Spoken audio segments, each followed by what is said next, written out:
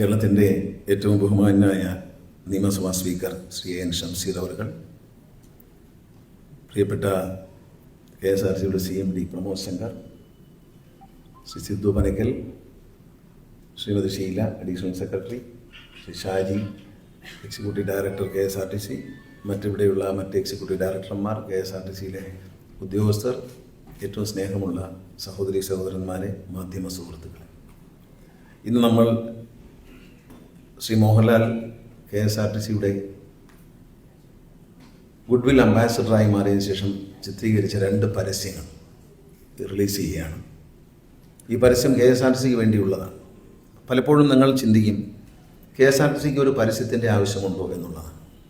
പക്ഷേ വേണമെന്നാണ് എൻ്റെ അഭിപ്രായം. ഏതൊരു പ്രോഡക്റ്റും മാർക്കറ്റ് ചെയ്യുന്നതിന് ഒരു പരസ്യം ആവശ്യമാണ്.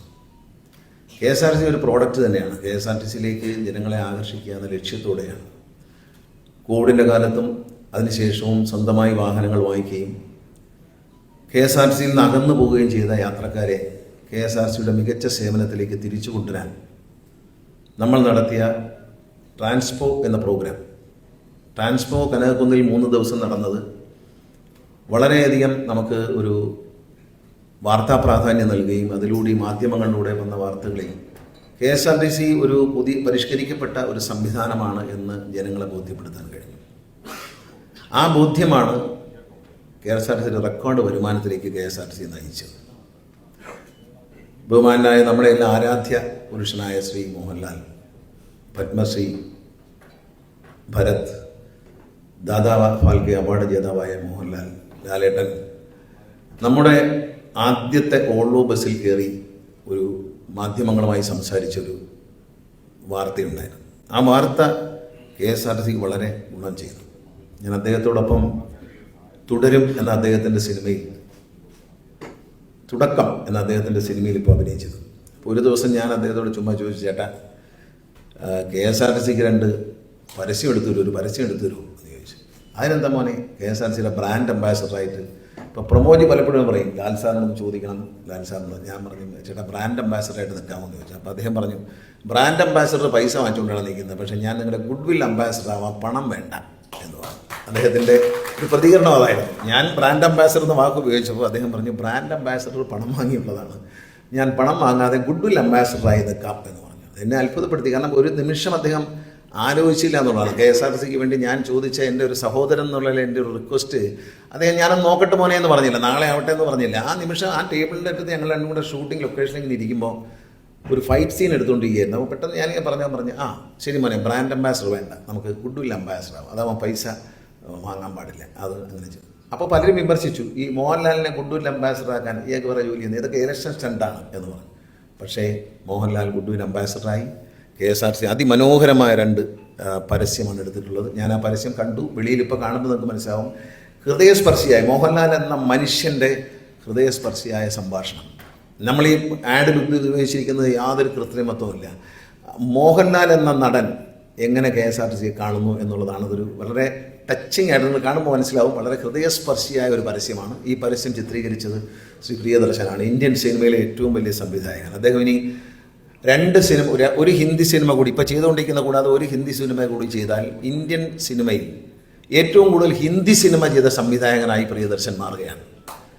ഇപ്പോൾ അദ്ദേഹം ചെയ്തുകൊണ്ടിരിക്കുന്ന അക്ഷയകുമാറിൻ്റെ പടമാണ്. ആ പടം കഴിഞ്ഞ് ഒരു പടം കൂടി ഹിന്ദിയിൽ ഡയറക്റ്റ് ചെയ്താൽ ഹിന്ദി സിനിമയിൽ ഏറ്റവും കൂടുതൽ പടം ചെയ്ത ഡയറക്ടറായി മാറും. അത് ഹിന്ദി സിനിമയിൽ പടം ചെയ്ത അന്യസംസ്ഥാന ഡയറക്ടർ എന്നല്ല, അന്യഭാഷാ ഡയറക്ടർ എന്നല്ല, ഹിന്ദി സിനിമയിൽ ഏറ്റവും കൂടുതൽ പടം ചെയ്ത ഡയറക്ടറായി പ്രിയദർശൻ മാറും. അത്രയും വലിയ ഒരു മനുഷ്യനാണ് നമുക്ക് വേണ്ടി, അതും തികച്ചും സൗജന്യമായി.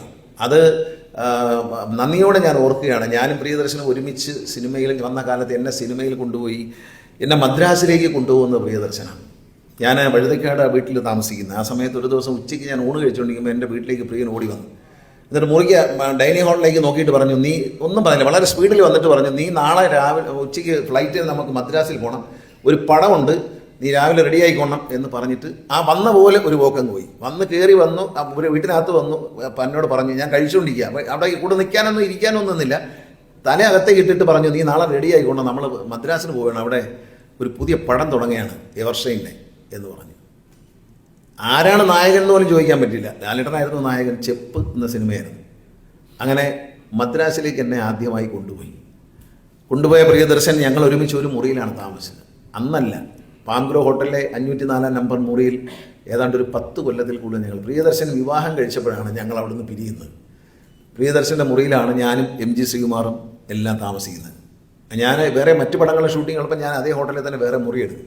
എന്നാലും രാത്രിയാകുമ്പോൾ ഞങ്ങൾ ഒരുമിച്ച് ഒരു മുറിയിൽ വരും, എല്ലാവരും കൂടി അവിടെയാണ് കിടക്കുന്നത്. പ്രിയതരൻ MG ശ്രീകുമാറും പലപ്പോഴും റെക്കോർഡിങ്ങിൽ വരുമ്പോൾ അന്ന് ഈ ഗായകർക്ക് മുറിയൊന്നും എടുത്തു കൊടുക്കത്തില്ല, നടന്മാർക്ക് മാത്രമേ എടുത്തു. അപ്പം വരുമ്പോൾ അവിടെയാണ് താമസിക്കുന്നത്. അപ്പോൾ അവിടെ ഇരുന്ന് VR ഗോപാലകൃഷ്ണൻ ഒരു സിനിമയ്ക്ക് തിരക്കഥ എഴുതുന്നുണ്ട്. ഈ ഷൂട്ട് ചെയ്യാൻ പോകുന്ന സിനിമയുടെ തിരക്കഥ നടക്കുകയാണ്. അപ്പോൾ ഞാൻ പ്രിയനോട് ചോദിച്ചു, ഒരു ദിവസം ഷൂട്ടിംഗ് നാളെ തുടങ്ങുകയാണെന്ന് പറഞ്ഞു. ലാൽ നാളെ വരും, നമ്മൾ ഷൂട്ടിംഗ് തുടങ്ങുകയാണെന്നൊക്കെ പറഞ്ഞു. അങ്ങനെ ലാലേട്ടൻ വരുന്നത് കാത്തിരിക്കുമ്പോൾ ഞാൻ പറഞ്ഞു, പ്രിയ എൻ്റെ ക്യാരക്ടർ എന്താണെന്ന് ചോദിച്ചു. അപ്പം പറഞ്ഞു, അപ്പോൾ ഒരു ദിവസം പറഞ്ഞു, നീ ആ ഗോപാലകൃഷ്ണൻ എഴുതുന്ന സ്ക്രിപ്റ്റൊക്കെ എടുത്ത് വെച്ചൊന്ന് വായിക്കട്ടോ എന്ന് അടുത്ത്. ഞാൻ പറഞ്ഞാൽ വായിക്കാം. അപ്പം ഞാൻ ഈ സ്ക്രിപ്റ്റൊക്കെ വായിക്കുന്നുണ്ട്. അപ്പം അതിലെ പ്രധാന വില്ലൻ രഞ്ജി എന്നൊരു കഥാപാത്രമാണ്. അപ്പോൾ അദ്ദേഹം എന്നോട് പ്രിയ പറഞ്ഞു, പ്രിയ എൻ്റെ റോൾ എന്താണ്, നാളെ ഷൂട്ടിങ്ങിൽ എൻ്റെ റോൾ എന്താണ്? നീയാണ് രഞ്ജി അവതരിപ്പിക്കുന്നത്, നീയാണ് രഞ്ജിയുടെ വേഷം ചെയ്യുന്നത്. ഞാൻ ഞെട്ടിപ്പോയി. ഞാൻ പ്രിയ അത്രയും ഭയങ്കര വില്ലനല്ലേ? അതൊന്നും കുഴപ്പമില്ല, നീ എന്നാ ചെയ്യുന്നത്, നിനക്ക് ചെയ്യാൻ പറ്റും എന്ന് പറഞ്ഞു. അങ്ങനെ ആരംഭിച്ചതാണ് സിനിമയിൽ പ്രിയദർശൻ എന്നെ. അതിനു മുമ്പ് രാക്കുലിൻ്റെ ആകാശവാസിൽ എന്നൊരു സിനിമയിൽ അഭിനയിച്ചിട്ടുണ്ട് പ്രിയൻ്റെ തന്നെ. അങ്ങനെ പ്രിയദർശനുമായി ഒരുപാട് വർഷത്തെ ബന്ധം, വലിയൊരു ആത്മബന്ധമല്ല. ഒരുമിച്ച് ഒരു റൂമിനുള്ളിൽ 10 വർഷത്തോളം, ഏതാണ്ട് 10 വർഷത്തോളം താമസിച്ചു എന്ന് പറയുന്നത് 95-ലാണെന്ന് തോന്നുന്നു പ്രിയൻ വിവാഹം കഴിക്കുന്നത്. 95-ലാണ് ഞാൻ അവിടെ നിന്ന് മാറുന്നത്. അതുവരെ ഞങ്ങളൊരു പ്രിയൻ ഫ്ലാറ്റിലേക്ക് മാറി, ഞാൻ അവിടെ നിന്ന് മറ്റ് സ്ഥലങ്ങളിലേക്ക് മാറി, വേറെ മറ്റ് ഹോട്ടലുകളിലേക്കുമൊക്കെ മാറി. അപ്പോൾ അങ്ങനെ ഒരു ബന്ധമുണ്ട്. ആ ബന്ധമാണ് ഇന്ന് യാഥാർത്ഥ്യമാകുന്നത്. ആ സ്നേഹബന്ധം, ലാലേട്ടൻ എന്നോടുള്ള ബന്ധം. ഞാൻ ലാലേട്ടനെ കുട്ടിക്കാലം മുതൽ അറിയുന്ന ആളാണ്. എൻ്റെ അച്ഛൻ്റെ ആത്മസുഹൃത്തായിരുന്നു ലാലേട്ടൻ്റെ അച്ഛൻ വിശ്വനാഥ് നായർ സാറ്. അങ്ങനെ കൊട്ടാരക്കര വീട്ടിൽ വരുമായിരുന്നു. അവിടെ പത്തനംതിട്ടയ്ക്ക് പോകുമ്പോൾ അവിടെ കയറുമായിരുന്നു. അന്ന് ലാലേട്ടൻ സിനിമയിലൊന്നുമില്ല. പക്ഷേ അത് കഴിഞ്ഞ് ലാലേട്ടൻ സിനിമയിൽ അഭിനയിച്ച് കഴിഞ്ഞപ്പോൾ ഞാനും എൻ്റെ സഹോദരി ബിന്ദുവും കൂടി ഇങ്ങനെ പറഞ്ഞു, നമുക്ക് മോഹൻലാലിനെ ഒന്ന് കാണാൻ കൊണ്ടുപോകും, വിശ്വനാഥ് നായർ സാറിൻ്റെ മോനെ കാണാൻ കൊണ്ടുപോകുമെന്ന് ചോദിച്ചു. അപ്പോൾ അമ്മ പറഞ്ഞു, ഒരു ദിവസം കൊണ്ടുപോകാമെന്ന് പറഞ്ഞു. അങ്ങനെ അമ്മ ശാന്തമാമിയെ വിളിച്ചു, മോഹൻലാലിൻ്റെ അമ്മയെ വിളിച്ചു, ലാലേട്ടൻ്റെ അമ്മയെ വിളിച്ചിട്ട് പറഞ്ഞു, ലാലു ഇവിടെ ഉണ്ട്, അങ്ങി വാ എന്ന് പറഞ്ഞ് ചെല്ലുമ്പം ഒരു ഷർട്ടൊന്നും ഇടാതെ ഒരു കൈലി മാത്രം കൊടുത്തിട്ട് അവിടെ ഇരിക്കുകയാണ്. അങ്ങനെ മോഹൻലാൽ എന്ന നടനെ കാണാൻ നമുക്ക് പണ്ട് പരിചയമുള്ളത് ഒരു ജ്യേഷ്ഠൻ്റെ സ്ഥാനത്തുള്ള ഒരാളാണ്. പക്ഷേ അതിനപ്പുറത്തേക്ക് നടനായ മോഹൻലാലിനെ കാണാനായിട്ട് മഞ്ഞളിഞ്ഞ പൂക്കൾ ഇറങ്ങിയ സമയമാണ് അദ്ദേഹത്തിൻ്റെ വീട്ടിൽ പോയത്. ഞാനിപ്പോൾ ഓർക്കുകയാണ്, കുടപ്പനക്കുന്നിൽ. അന്നും ഇന്നും എന്നോട് സ്നേഹമാണ്. എന്നെ മോനെന്നേ വിളിക്കുകയുള്ളൂ, അത്രയും വലിയ സ്നേഹമാണ്. ഞാൻ ഒരു തിരഞ്ഞെടുപ്പിൽ മത്സരിക്കുമ്പോൾ എനിക്ക് വേണ്ടി അദ്ദേഹം വന്ന് വോട്ട് ചോദിക്കാൻ മനസ്സ് കാണിച്ചു എന്ന് പറയുന്നത് എന്നോടുള്ള സ്നേഹവാത്സല്യം തന്നെയാണ്, മറ്റൊന്നുമല്ല എന്നെനിക്കറിയാം. അദ്ദേഹത്തിൻ്റെ സിനിമകളിൽ നല്ല വേഷം. ഞാൻ ഈ ചെപ്പെന്ന സിനിമ തന്നെ ആലോചിക്കും. കാരണം അതിന് നായകൻ കുത്തേറ്റ് മരിക്കുകയാണ് വില്ലൻ്റെ കയ്യിൽ നിന്ന്. ഞാൻ ലാലേട്ടനെ കുത്തി കൊല്ലുകയാണ് കഥയിൽ. മരിച്ചതിന് ശേഷം പടം പിന്നെയും 10 മിനിറ്റ് പോകുന്നുണ്ട് പടം. അത്ര ഒരു വേഷം അഭിനയിക്കാൻ അന്ന് രാജാവിൻ്റെ മകനൊക്കെ വന്ന് സൂപ്പർ സ്റ്റാർ അയക്കുന്ന ഒരാൾ തയ്യാറാവില്ല. അതുകൊണ്ടാണ് ഞാൻ എനിക്ക് അത്ഭുതമില്ല, നമുക്ക് അത്ഭുതം തോന്നാം. പക്ഷേ ഇത്രയും വലിയ നടനായി നിൽക്കുമ്പോൾ, ഇത്രയും വലിയ പൊസിഷൻ നിൽക്കുമ്പോൾ KSRC വേണ്ടി ഒരു പരസ്യം ചെയ്തു തരുമെന്ന് ചോദിച്ചാൽ അദ്ദേഹം ചെയ്തു തന്നുവെന്ന് മാത്രമല്ല, അദ്ദേഹം ആൻ്റണി പെരുമ്പാവൂരിനെ വിളിച്ച് നന്ദിയോടെ നമ്മൾ ഓർക്കണം. ആൻ്റണി പറഞ്ഞ് എല്ലാ സൗകര്യം ചെയ്തു കൊടുക്കണം, ഷൂട്ട് ചെയ്ത് കൊടുക്കണം. സിദ്ധുവിനെ ചുമതല ഏൽപ്പിച്ചു. അവിടെ തൊടുപുഴയിൽ ഷൂട്ടിംഗ് നടക്കുകയാണ്. അതിനോടൊപ്പം ആ ഷൂട്ടിങ്ങിനിടയിൽ തന്നെ രാവിലെ 5 ഒരു 5:30 മണിക്ക് അദ്ദേഹം ഷൂട്ടിങ്ങിന് വന്ന് പ്രമോജും അവിടെ പോയിരുന്നു. പ്രമോജ് കൂടെ ഉണ്ടായിരുന്നു. CMD പ്രമോജ് അവിടെ തന്നെ ഉണ്ടായിരുന്നു. സിദ്ധു വിളിച്ചു, ലാലേട്ടൻ വന്നു. പ്രിയദർശൻ 5:30-ക്ക് എത്തി. 6 മണിയായപ്പോൾ അദ്ദേഹം എത്തി. 10 മണിക്ക് മുമ്പേ ഇത് ഷൂട്ട് ചെയ്ത് തീർത്തു. അത്രയും ആത്മാർത്ഥ അദ്ദേഹം കാണിച്ചു. ഞങ്ങൾ ബസ്സും കാര്യങ്ങളൊക്കെ അവിടെ എത്തിച്ചു. ബാക്കിയെല്ലാം പ്രിയൻ തന്നെ ചെയ്യുമായിരുന്നു. മുഴുവൻ സംവിധാനങ്ങൾ ഒരുക്കി തന്നത് ആൻ്റണി പെരുമ്പാവൂരാണ്. ഞാൻ ആൻ്റണി പെരുമ്പാവൂരിനോട് പ്രത്യേകം നന്ദി പറയുകയാണ്. കാരണം ലാലേട്ടൻ നമ്മളിതെല്ലാം സംഘടിപ്പിക്കാൻ വലിയ പാടാണ്. ക്യാമറ ലൈറ്റൊക്കെ സംഘടിപ്പിക്കാൻ പോയാൽ KSRTC ഒരിക്കലും നടക്കത്തില്ല. ലാലേട്ടൻ പറഞ്ഞ ആൻ്റണി അതങ്ങ് ചെയ്തു കൊടുക്കുമെന്ന് പറഞ്ഞു.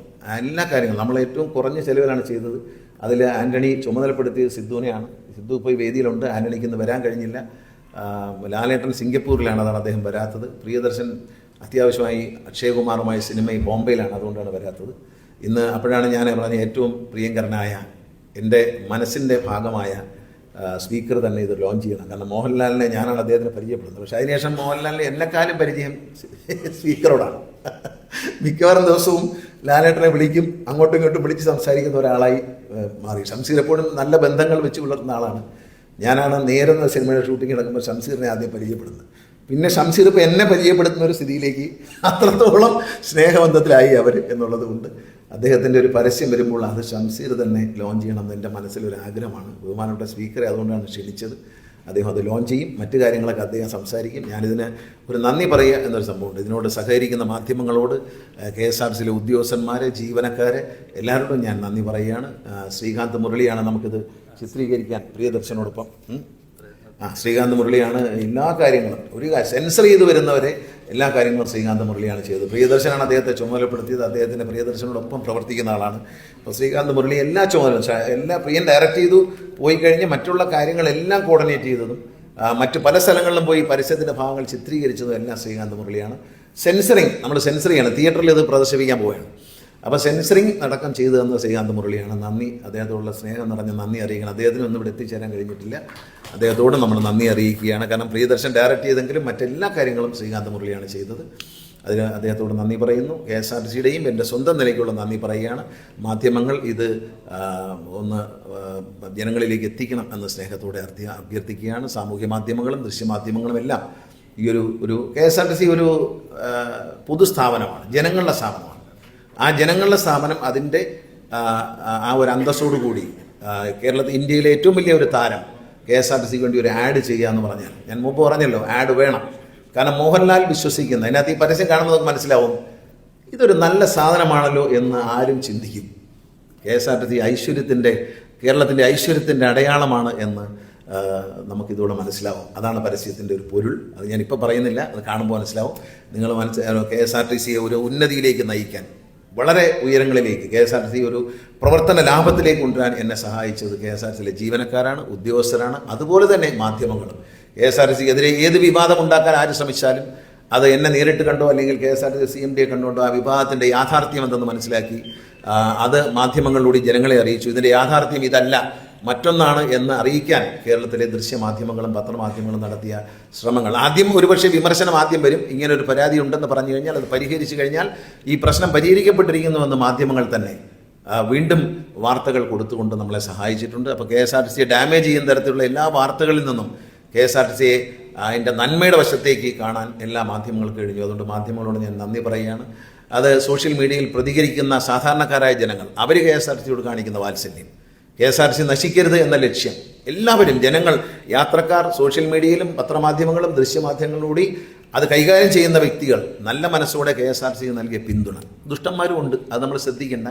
അത് ഒരു സൈഡിൽ കിടക്കും. കാരണം എന്ത് ചെയ്താലും 1-ാം തീയതി ശമ്പളം കൊടുത്തപ്പോൾ ഒരുത്തൻ എഴുതിയതാണ് എല്ലാ മാസവും 1-ാം തീയതി ഉണ്ടല്ലോ, അവൻ അറിയാൻ വേണ്ടി പറയാണ് എന്നാൽ ഈ മാസം 1-ാം തീയതി, കഴിഞ്ഞ മാസം 1-ാം തീയതി ഉണ്ടായിരുന്നു, 1-ാം തീയതിക്ക് 31-ാം തീയതി തന്നെ ശമ്പളം കൊടുക്കുന്ന KSRTCയാണ് ഇന്നുള്ളത്. പഴയ KSRTC അല്ല എന്ന് മനസ്സിലാക്കുക. അവരുടെ ദുഷ്ടലക്ഷ്യം ഉണ്ടെങ്കിലും കേരളത്തിലെ മാധ്യമങ്ങൾ അതിനോട് വളരെ നന്നായി പ്രതികരിച്ചു. നല്ലൊരു കാര്യം ചെയ്തത് നല്ലതെന്ന് പറയാൻ, KSRTC വളർന്നു എന്ന് പ്രഖ്യാപിക്കാൻ, KSRTCയുടെ മികച്ച നേട്ടങ്ങൾ ബഡ്ജറ്റ് ടൂറിസത്തിലാണെങ്കിലും മറ്റെല്ലാ രംഗത്തും KSRTC കൈവച്ച നേട്ടങ്ങൾ ജനങ്ങളിലെത്തിക്കാൻ കേരളത്തിലെ മാധ്യമങ്ങൾ നൽകിയ പിന്തുണ വളരെ വലുതാണ്. ഞാനൊരു തെരഞ്ഞെടുപ്പിനെ അഭിമുഖീകരിക്കാൻ പോവുകയാണ്. ഒരു മന്ത്രി എന്ന നിലയിൽ ശരിക്കും പറഞ്ഞാൽ ഒരു നന്ദി പറയലാണ് എന്ന് പറയാം. ഇത്രയും നാളും ഈ മന്ത്രിയായി പ്രവർത്തിച്ചപ്പോൾ എനിക്ക് നൽകിയ പിന്തുണ, മാധ്യമങ്ങൾ നൽകിയ പിന്തുണ, ജീവനക്കാർ നൽകിയ പിന്തുണ, അതുപോലെ ഓരോ ഉദ്യോഗസ്ഥരും നൽകിയ പിന്തുണ, വളരെ സുതാര്യതയോടെ നമുക്ക് KSRTCയെ ഒരു നല്ല സ്ഥാപനമായി യാതൊരുവിധ ക്രമക്കേടുകളോ അഴിമതിയോ ഇല്ലാതെ മുന്നോട്ട് നയിക്കുന്ന ഒരു സ്ഥാപനമാക്കി മാറ്റാൻ കഴിഞ്ഞു. കോടതികളിൽ KSRTCക്കെതിരെ നടന്ന കേസുകളിൽ വളരെ നല്ല വിജയം, കഴിഞ്ഞ കാല ചരിത്രം എടുത്ത് പരിശോധിച്ചാൽ കേസുകളിൽ നല്ല വിജയം, നല്ല KSRTCക്ക് അനുകൂലമായ വിജയം നേടാൻ KSRTC ഉദ്യോഗസ്ഥന്മാർക്ക് നമ്മുടെ സ്റ്റാൻഡിംഗ് കൗൺസിലുകൾക്കും കഴിഞ്ഞു. അതും നമ്മൾ KSRTC ഓർക്കാതിരിക്കരുത്. എല്ലാ സ്ഥലത്തും KSRTC നിയമത്തിൻ്റെ മുമ്പിൽ മുട്ടുമടക്കി ലൈബിലിറ്റികളിലേക്ക് നീങ്ങിയിരുന്ന KSRTC ഇന്ന് ബഹുമാനപ്പെട്ട കോടതികളുടെ മുമ്പിൽ അന്തസ്സായി നിൽക്കുകയാണ്. MACT പണം കൊടുത്തു തീർത്ത് കോടതിയുടെ മുമ്പിൽ അഭിമാനത്തോടെ MACT കോടിക്കണക്കിന് രൂപയുടെ MACT തുക സെറ്റിൽ ചെയ്തുകൊണ്ട് ബഹുമാനപ്പെട്ട കോടതികളുടെ മുമ്പിൽ KSRTC ഇന്ന് KSRTCയുടെ സ്റ്റാൻഡിംഗ് കൗൺസിലും ഉദ്യോഗസ്ഥരും അഭിമാനത്തോടെ നിൽക്കാം. മറ്റത് ജഡ്ജിമാർ വഴക്ക് പറയുമ്പോൾ തലകുനിച്ച് മിണ്ടാതെ ഇറങ്ങി മിണ്ടാതെ പോകാനല്ലാതെ ഒന്നിനും കഴിയില്ലായിരുന്നു. പക്ഷേ ഇന്ന് അപ്രീസിയേഷൻ, പലപ്പോഴും കോടതികളുടെ അപ്രീസിയേഷൻ നേടാൻ KSRTC ഉദ്യോഗസ്ഥർക്കും നമ്മുടെ സ്റ്റാൻഡിംഗ് കൗൺസിലിനും പല സ്ഥലത്തും കഴിയുന്നു. അത്തരത്തിലുള്ള മാറ്റങ്ങൾ ഉണ്ടാക്കാൻ കഴിഞ്ഞാൽ അതിയായ സന്തോഷമുണ്ട്. എല്ലാവരുടെയും സഹകരണം, അല്ലാതെ ഒരാൾ വിചാരിച്ചാൽ, ഗണേഷ് കുമാർ എന്ന ആൾ വിചാരിച്ചാൽ ഒന്നും നടക്കില്ല. ഞാനൊരു സാധാരണക്കാരനാണ്.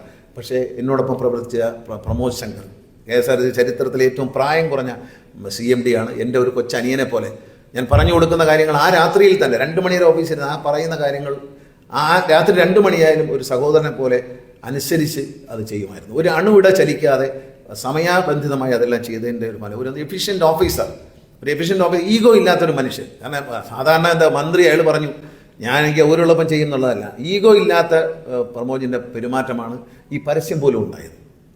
കാരണം ഒരു CMD തലേ ദിവസമേ തൊടുപുഴ പോയി താമസിച്ച് രാവിലെ 5:30 മണിക്ക് മുമ്പ് എഴുന്നേറ്റ് സംവിധായകനോടൊപ്പം അവിടെ ഇരുന്ന് ലാലേട്ടനെ സ്വീകരിച്ച് കൊണ്ടുവന്ന് ഇത് ചെയ്യാനുള്ള മനസ്സ് കാണിച്ച ഈഗോട്ടെ അയാൾ ആരെങ്കിലും അയക്കുക, അവിടുന്ന് 2 ഓഫീസർമാരെ അയച്ചാൽ മതി. അങ്ങനെയല്ല, അദ്ദേഹം തന്നെ പോയി. ഈ പരസ്യം എടുക്കാൻ അദ്ദേഹം തന്നെ പോയി എന്നുള്ളതാണ്. അദ്ദേഹത്തിൻ്റെ ജോലിയാണോ എന്ന് ചോദിച്ചാൽ അല്ല, അദ്ദേഹം മേളിൽ ഇരുന്ന് പറഞ്ഞാൽ മതി. പക്ഷേ അദ്ദേഹം തന്നെ അവിടെ പോയി നിന്ന് 2 ദിവസം അവിടെ നിന്ന് എല്ലാം സംഘടിപ്പിച്ചു. ഞാൻ ഇവിടെ വന്നപ്പോൾ സിദ്ധുവിനെ ഞാൻ പരിചയപ്പെടുത്തുമ്പോൾ പറഞ്ഞു, സിദ്ധുവിനെ എനിക്ക് പരിചയപ്പെടുത്തുന്നുണ്ട്, ഞങ്ങൾ പഴയ പരിചയക്കാരാണ് അവർ തമ്മിൽ. അത്രത്തോളം പ്രവർത്തിച്ച പ്രമോദിനെ ഞാൻ അഭിനന്ദിക്കുകയാണ്. KSRTC എല്ലാ വിജയങ്ങളിലും പ്രമോദ് ശങ്കർ എന്ന ചെറുപ്പക്കാരൻ്റെ ഒരു ടച്ചുണ്ട് എന്നതിൽ ഒരു സംശയവുമില്ല. അദ്ദേഹത്തിനെ ഒരു ഉദ്യോഗസ്ഥ എന്ന നിലയിൽ ഞാൻ എൻ്റെ ജീവിതത്തിൽ ഞാൻ 3 തവണ മന്ത്രിയായിട്ടുണ്ട്. 25 വർഷമായി MLA ആണ്.